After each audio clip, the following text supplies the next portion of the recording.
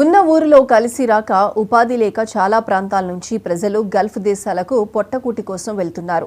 ఇదే అదనుగా భావిస్తున్న కొందరు ఏజెంట్లు మోసాలకు పాల్పడుతున్నారు. మంచి ఉద్యోగం అంటూ మాయమాటలు చెప్పి జీవితాలను ఎడారిపాలు చేస్తున్నారు.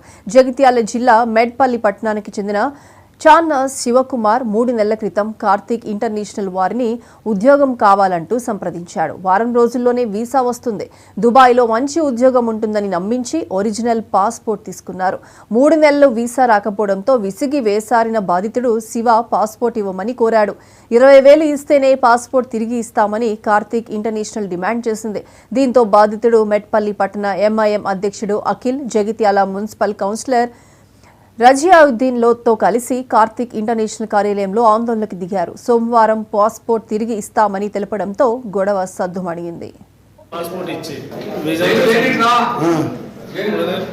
15 రోజులు చేస్తా అని చెప్పేసి అన్నారు.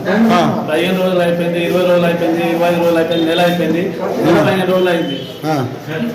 మొన్న 1వ తారీఖు వస్తా అన్నారు, రాలేదు. లాస్ట్ 10వ తారీఖు, డిసెంబర్ 10వ తారీఖు రాకపోతే నీ పాస్పోర్ట్ నీకు ఇచ్చేస్తానన్నారు. డిసెంబర్ 10వ తారీఖు దాకా చూసినాం, రాలేదు. 11వ తారీఖు మెట్పల్లి ఏజెంట్ దగ్గరికి వస్తే ఆయన ఇక్కడికి తోలేసిండు. 11వ తారీఖు నాడు పాస్పోర్ట్ జైత్యాల ఆఫీస్కో అని చెప్పి ఇక్కడికి వచ్చి అడిగితే మీరు వచ్చి ఇట్లా అంటే ఇది ఉంటుంది పాస్పోర్ట్, బొంబాయిలో ఉన్నది, ఢిల్లీలో ఉన్నది, ఇమిగ్రేషన్లో ఉంది, ఆడ ఉంది, ఇది ఉన్నది, తిప్పించిండు.